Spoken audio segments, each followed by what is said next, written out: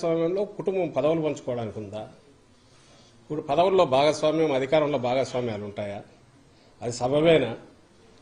అది చర్చకు అసలు చర్చించడానికి కూడా అర్హమైందేనా? అసలు అది ప్రజాస్వామ్యం ఎట్లా అవుతుంది, రాజకీయ పార్టీ ఎట్లా అవుతుంది? ఒకసారి మొదలు పెట్టాక రాజకీయ పార్టీ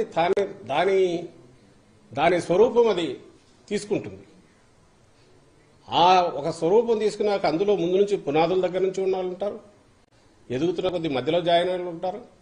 ఆ ప్రవాహం ఎంత అప్రతిహతంగా ముందుకు పోతుందో, ఎంత బలంగా కొత్త ఆలోచనలను కూడా తీసుకోగలుగుతుందో, అభివృద్ధి కాగలుగుతుందో అంతకాలం అది మనగలుగుతుంది, నిలబడుతుంది. లేకపోతే చరిత్ర కాలగర్భంలో కలిసిపోతుంది. ఉదాహరణకు ఆమె పార్టీని వైఎస్ఆర్ తెలంగాణ పార్టీ అని పెట్టారు. అక్కడ చిన్న ఏదో పెట్టారు, తిరిగారు, కష్టపడినారు అనుకుంటే మరి అక్కడ కూడా చాలా మందికి ఏవో వాళ్ళు కష్టపడి ఉంటారుగా. శ్రమలమ్మ ఒకటే కాదుగా, చాలా మంది కష్టపడి ఉంటారుగా. మరి వాళ్ళ భవిష్యత్తు గురించి ఏం ఆలోచించారు? వాళ్ళకు ఏం న్యాయం చేశారు? ఏ రాజకీయ పార్టీలో అది కుదురుతుందా? లేదా పదవి కోసం ఆమె ఆ రోజు తన అన్న కోసం నిలబడి ఆయన చేశారా? దానికి ఏమన్నా అది దాని గురించి స్పెసిఫిక్గా ఆమె ఏదైనా చెప్పగలిగితే దానికి ఎవరైనా ఆన్సర్ కావచ్చు. అలా కాకుండా రెండో మాట అన్నారు, అన్యాయం జరిగినా సహించాము, కానీ తర్వాత వైఎస్ఆర్ గారి ఆలోచనలు వాటిని అమలు చేయలేదు. ఫస్ట్ దానికైతే ఖచ్చితంగా ఆన్సర్ ఇవ్వాలి. ఏం అన్యాయం చేశారు, ఏం అన్యాయం జరిగింది? ఆ రోజు అందరూ కష్టపడ్డారు. జగన్మోహన్ రెడ్డి గారు ఆ రోజు అడుగులు వేశారంటే ఆయన సొంత మాటల్లోనే లక్షలాది మంది కార్యకర్తలు కదిలారు, నాయకులు కదిలారు, త్యాగాలు చేశారు, ఇంక్లూడింగ్ హిమ్సెల్ఫ్ సఫరింగ్. ఆయన సఫర్ కాకపోతే అక్రమ కేసుల్లో 16 నెలలు జైల్లోకి పోవాల్సిన అవసరమే ఉంది అనుకో. కాంగ్రెస్ హైకమాండ్ ఆ రోజు వాళ్ళు డిక్టేట్ చేసిన దాని ప్రకారం ఊకొట్టి ఉంటే ఆయనకు వాళ్ళ మాటల్లోనే చెప్పారు, క్యాబినెట్లోకి తీసుకునే వాళ్ళము, తర్వాత ఫ్యూచర్లో సీఎం అయ్యేవాడు. ఏం ఆస్తులు లేకనా అనుకో, లేక బతకలేకనా? ఒక ఒక ఒక ఒక పాయింట్ దగ్గర డిఫర్ అయి ఓదార్పు యాత్ర వద్దనడంలోనే రాజశేఖర రెడ్డి గారి ఆలోచనలకో ఆయన ఆశయాలకో కాంగ్రెస్ పార్టీ అంటే సోనియా గాంధీ కానీ రాహుల్ గాంధీ కానీ వాళ్ళు సమాధి కట్టాలని చూస్తున్నారు. వాటిని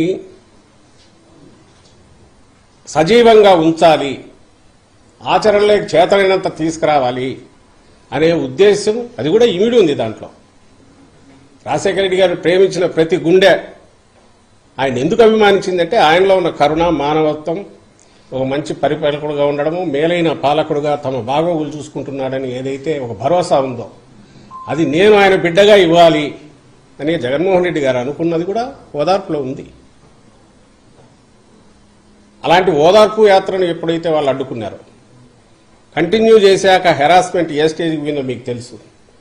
ఇలా కాదని సొంత బాబాయిని పక్కకు, ఆయన చిన్నాన్నను పక్కకు లాగి ప్రలోభ పెట్టి మంత్రి పదవి ఇచ్చాక బయటకు వచ్చేశారు. వచ్చి పార్టీ పెట్టాక ఇంకా హెరాస్మెంట్ ఎక్కడికి పోయింది? 16 నెలలు అక్రమ కేసుల్లో పెట్టారు. ఆ కేసులు నడుస్తూనే ఉన్నాయి. అవి అక్రమ కేసులు అనే విషయం ఆ పార్టీ నాయకులే పదే పదే వాళ్ళే చెప్పారు. ఇంక్లూడింగ్ ఇప్పుడు రాజకీయ దీంట్లోకి వచ్చిన, తెర మీదకి వచ్చిన, అప్పట్లో ఇన్వెస్టిగేట్ చేసిన లక్ష్మీనారాయణ గారు కూడా ఆ కేసు దాని స్వరూపం ఎంత అంటే ఇదిగో ఇంతే, ఇంతకుమించి లేదని ఆయన కూడా చెప్పారు అప్పట్లో ఇన్వెస్టిగేటివ్ ఆఫీసర్ అని. అది కూడా ఒక ఆరోపణ, దానికి సంబంధించి మాత్రమే జరిగింది. ఇవన్నీ అక్రమ కేసులు. ఇందులో కేసే లేదు. రామోజీరావు షేర్లు, ఒక షేర్ 5,30,000కు పోయినప్పుడు ఇది 360కు పోవడంలో ఏది సాక్షి షేరు, ఏ రకమైన స్కామ్ ఉంది? ఇచ్చేవాడు కొనేవాడి మధ్య అగ్రిమెంట్తో జరిగిన ఒక ఒప్పందంతో షేర్ ట్రాన్స్ఫర్ అయ్యి ఫిజికల్గా అసెట్స్ ఉండి రోజు లక్షలాది కాపీలు పత్రిక వస్తుంటే అది ఏ రకంగా అక్రమం అవుతుంది? ఇది మ్యూచువల్ అగ్రిమెంట్తో జరిగిన డీల్ అయినప్పుడు ఇందులో కేసు ఏముందని అన్ని రకాలుగా చేసిన ఇప్పటికీ నడుస్తుంది. ఆ కేసు దాని కేసు ఉంది. ఎందుకు ఇంతగా ప్రొలాంగ్ చేసి చెప్తున్నానంటే అంతు చూడాలి జగన్మోహన్ రెడ్డి గారిది అని చెప్పి ఆ రోజు కాంగ్రెస్ పార్టీ చేసిన ప్రయత్నాలన్నీ నేల కొట్టిన బంతి ఎట్లయితే పైకి గుర్తుంది. జగన్మోహన్ రెడ్డి గారు అంత ఎదిగారే, పైకి ఎదిగారంటే అందులో లక్షలాది కార్యకర్తలు, వైఎస్ఆర్ గారి అభిమానులు, అలాగే నాయకులు స్వచ్ఛందంగా ఆయనతో అడుగుల్లో అడుగు వేసి నడవడం, అందులో షర్మిలమ్మ గారి పాత్ర ఉంది, విజయమ్మ గారి పాత్ర ఉంది. ఏదో ఒక లెవెల్లో అందరిది ఉంటుంది. ఉండబట్టే ఈరోజు ఇది నడుస్తుంది, ఇప్పటికీ నడుస్తుంది. అది వేరు. రాజకీయ పార్టీగా అవతారం ఎత్తాక ఒకటి ఏదైనా వ్యవస్థ తయారయ్యాక ఆ పార్టీ అధికారంలోకి రావాలనే ప్రయత్నం చేశాక అధికారంలోకి వచ్చి నిలబడాలన్నాక ఆర్గనైజేషన్ పరంగానో ఇంకోటో న్యాయాలు చేయడము లేదా దగ్గరికి తీసుకోవడం అనేది అవి డిఫరెంట్ రకరకాల పారామీటర్స్ మీద నడుస్తుంటాయి. అది ఏ పార్టీ అయినా. అందులో అత్యంత పారదర్శకంగా న్యాయం చేసే ప్రయత్నం చేసిన పార్టీ ఏదైనా ఉంటే అది వైఎస్ఆర్ కాంగ్రెస్ పార్టీ. అందుకే ఈరోజు ఈ కార్యకర్తలు ఆయనతో అచంచల విశ్వాసంతో ఆయనతో అడుగులు వేస్తున్నారు, నాయకులు కానీ అందరూ. పార్టీ ఇంత బ్రహ్మాండంగా ఉంది. ఇది ఒక పార్ట్. రెండవది ఆమె చెప్పినది, ఇంత జరిగినా నాకు అన్యాయం జరిగినా కనీసం రాజశేఖర రెడ్డి గారి ఆశయాలు అమల్లోకి వచ్చినాయా, ప్రజలకు మేలు జరిగిందంటే ఒక్కటంటే ఒక్కటి కూడా లేదంటున్నారు. ఇంకా అది విన్నాక ఏమనాలో అర్థం కావట్లేదు. ఎంత అంటే భయంకరమైన తెలియక కూడా ఉండొచ్చు. ఎందుకంటే స్క్రిప్ట్ ఎక్కడి నుంచో తయారై వచ్చినప్పుడు, చంద్రబాబు దగ్గర నుంచి తయారై వచ్చినప్పుడు, లేదా ఏబిఎన్ రాధాకృష్ణ దగ్గర నుంచి తయారై వచ్చినప్పుడు, అక్కడ ఏముంటే ఆమె దాన్ని బట్టి ముక్కును బట్టి చెప్తున్నప్పుడు అందులో ఆమెకు తెలియకుండా పోయిండొచ్చు, తెలియదు. ఆమె ఎంతవరకు పోతున్నారంటే, ఆ రోజు రాజశేఖర రెడ్డి గారు ఫీజు రీయింబర్స్మెంట్ పెట్టారు, ఈ రోజు అసలు లేదు అంటారు. ఆ రోజు ఆరోగ్యశ్రీ ఇది పెట్టారు, ఈ రోజు లేదు. ఆ రోజు రైతుకు ఇది వచ్చింది, ఈ రోజు లేదు. అసలు ఎక్కడ రైతులకు సంబంధించి ఈ రోజు ఇచ్చినంత భరోసా, అది నేమ్ సబ్సిడీలు కానీ, ఇంకో ఇన్పుట్ సబ్సిడీ కానీ, క్రాప్ ఇన్సూరెన్స్ కానీ, క్రాప్ ఇన్సూరెన్స్ లేదంటారు. తీసుకున్న రైతులందరూ ఏమనుకుంటారు ఇప్పుడు? అంటే ఇంత అబద్ధం పచ్చిగా తెలియక ఆడిండొచ్చు, తెలిసి ఆడారని కూడా తెలియదు. ఎందుకంటే స్క్రిప్ట్ ఇస్తే చదివా కాబట్టి. బహుశా చంద్రబాబు నాయుడు కూడా అనాలకు సాహసం చేయడం, ఎందుకంటే తను ఇక్కడ ఉన్నాడు కాబట్టి ఇంకేదో దాంట్లో అవకతవకలనొచ్చు, లేదంటే నా చంద్రన్న కానుక లాంటి పథకాలు ఈ రోజు లేవనొచ్చు, అట్లాంటివి జరగలదు. కానీ ఇంత అడ్డగోలు అబద్ధం అయితే ఆడాడు. ఆమె అంటుంది, ఆమె తిట్లు తింటుంది లేనుకొని స్క్రిప్ట్లో రాయించాడేమో తెలియదు చంద్రబాబు నాయుడు గారు. కానీ అది అందరికీ తెలుసు, మీకు మీడియాకు తెలుసు, అందరికీ తెలుసు. ఈరోజు వాటికి మరింత పదును ఎలా పెరిగింది. ఆరోగ్యశ్రీ ఆ రోజు ఉన్న దాని దగ్గర ఈరోజు 3000 ప్రొసీజర్స్ ఎట్లా పెంచారు, 25 లక్షల వరకు లిమిట్ ఎట్లా పెంచారు, ఎలిజిబిలిటీ 5 లాక్ పర్ యానం ఎట్లా చేశారు, 80%, 85, 90% దాకా ప్రజలు ఎట్లా కవర్ అవుతున్నారు, కుటుంబాలు కవర్ అవుతున్నాయి. ఇవన్నీ ఇవి నిజం కాదా? ఫీజు రీయింబర్స్మెంట్ అప్పట్లో 30-35 వేలు ఇస్తున్నది, ఈరోజు 100% ఇస్తున్నది, నిజం కాదా? మరి ఎట్లా అయ్యారా? ఇక్కడ నేమ్ ఎనీథింగ్. ఎక్కడ రాజశేఖర రెడ్డి గారి ఆశయాలు ఈయన మర్చిపోయారు, వెనక్కి వేశారు.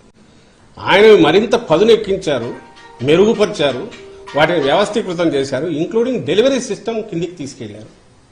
నేను ఇది ఎక్స్ప్లెనేషన్ లాగా ఇవ్వట్లా, ప్రజలకు చెప్తున్నాం.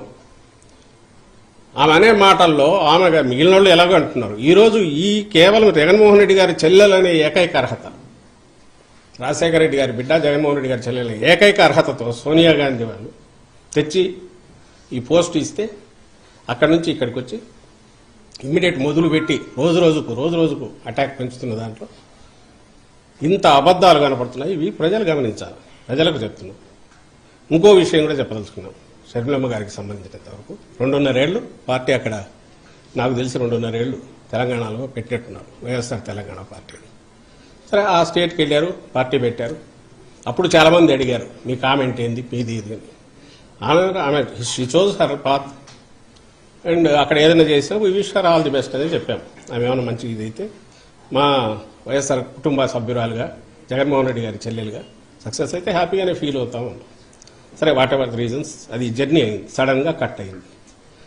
ఈ రోజు ఏ మీడియా అయితే ఆమెను ఎత్తుకొని భుజాన్ని ఎత్తుకొని మోస్తుందో, నేను ఈనాడు కానీ, ఈటీవీ కానీ, ఏబిఎన్ కానీ, ఇంకో TV5 కానీ, ఆంధ్రజ్యోతి, ఈనాడు పత్రికలు, ఇవన్నీ కూడా వాళ్ళు ఏ రోజు ఈమెను భుజానికి ఎత్తుకుంటున్నారు, ఏ రోజైతే జగన్మోహన్ రెడ్డి గారి మీద అస్త్రాలు ఎక్కువ పడితే ఆ రోజు మాత్రమే దాన్ని తీసుకుంటున్నారు. తెలంగాణలో గమనించండి, ఆమె అంత చేస్తే జగన్మోహన్ రెడ్డి గారు అన్నవి మాత్రమే హైలైట్ చేస్తారు. ఆఖరున కాంగ్రెస్ ఆమెను పొత్తు పెట్టుకోమని కానీ, నువ్వు పోటీ పెట్టొద్దని కానీ ఆమెను వచ్చి రిక్వెస్ట్ చేసింది లేదు. కనీసం 2nd rank 3rd rank leaders అయినా ఆమెంతటా ఆమె స్వచ్ఛందంగా అనౌన్స్ చేసుకున్నారు. రిజల్ట్ వచ్చినాక, అమ్మా నువ్వు చేసినందువల్ల మాకేదో ఇంత మేలు జరిగిందని ఎవరైనా థ్యాంక్స్ చెప్పారా? మరి ఆ సమయంలో ఎవరైనా ఈ పత్రిక, ఈ మీడియా ఎవరైనా పాపం ఈమె ఇంత కష్టపడింది, తను ఎంతో కొంత డెంటింగ్ చేయగలిగిన దేనికి మనం కాంగ్రెస్ పార్టీకి దాన్ని ప్రభావితం ఓట్లు కొన్ని చీల్చగలిగిన దీంట్లో ఉండి త్యాగం చేసిన ఆమె నాయకురాలు కాంగ్రెస్ గుర్తించలేదు. వాళ్ళేమని రాశారా? అసలు తెలంగాణలో ఇర్రెలవెంట్ ఎందుకయింది? ఆ రోజు అక్కడ మొదలు పెట్టిన తిట్లు అందరికీ పడినట్టున్నాయి. ఆఖరికి ఇంక్లూడింగ్ ఆ కాంగ్రెస్ తిట్టారు. లాస్ట్లో అదే కాంగ్రెస్ దీనికి ఇది అయ్యారు.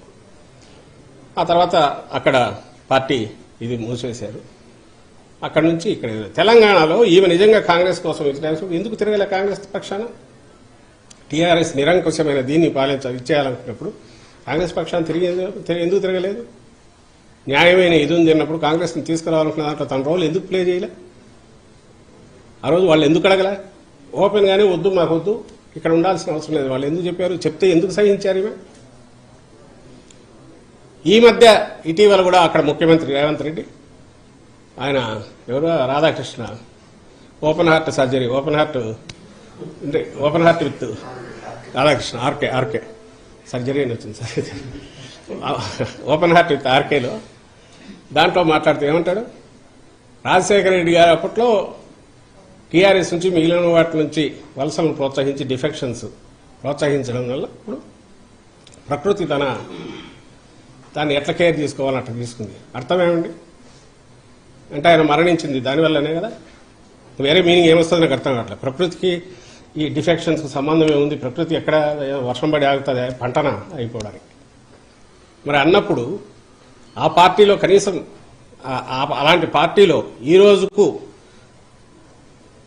అక్కడ ఉన్న ఒక వ్యక్తి, అందులో సాక్షాత్ ముఖ్యమంత్రి, ఆ పార్టీ ముఖ్యమంత్రి అక్కడ అంటుంటే అసలు ఎట్లా దాని గురించి ఏమంటారు? ఎందుకు ఈ రియాక్షన్స్ ఎందుకు జరుగుతుంటే మీరు మాట్లాడాల్సినవి ఇవన్నీ ఉన్నాయి. షణ్లం గారు తన బిహేవియర్ దానికి సంబంధించి చెప్పాల్సినవి ఇవన్నీ ఉన్నాయి. అక్కడ నుంచి ఇక్కడికి రావడం ఇక్కడ మొదలుపెట్టారు. బహుశా ఈరోజు మాట్లాడిన దాంట్లో కూడా అవి ఏ స్టేట్లో ఉండాలనుకో మాట్లాడారో తెలియట్లా.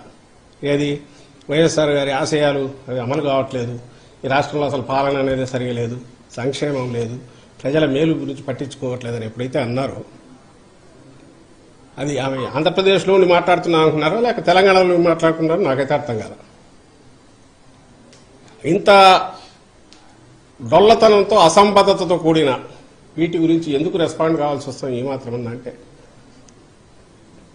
కన్ఫ్యూజ్ అయ్యే అవకాశం ఉంటుంది ప్రజలు.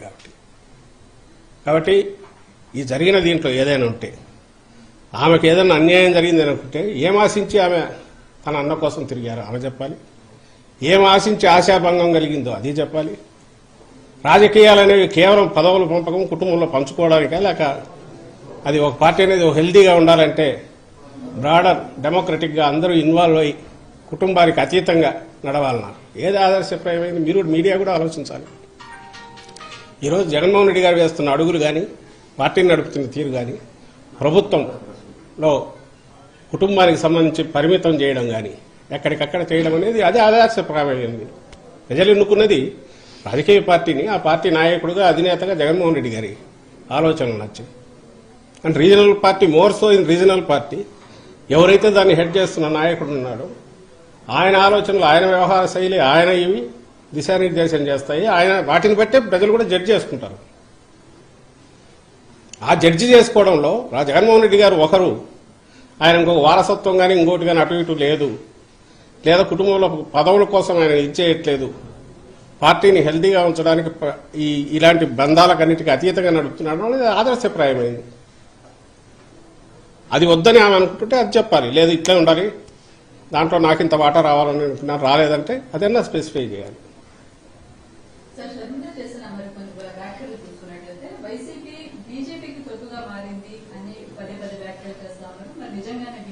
అది కూడా ఇప్పుడు వైఎస్ఆర్సీపీ ఇక్కడ భారతీయ జనతా పార్టీకి సంబంధించి ఒక స్టూజ్ లాగా ఒక తొత్తులాగా మారింది అంటే వాళ్ళకి అప్పచెప్పిందంటే ఎక్కడ ఏ దేంట్లోనో చెప్పాలిగా. ఇక్కడున్న పథకాలు బీజేపీగా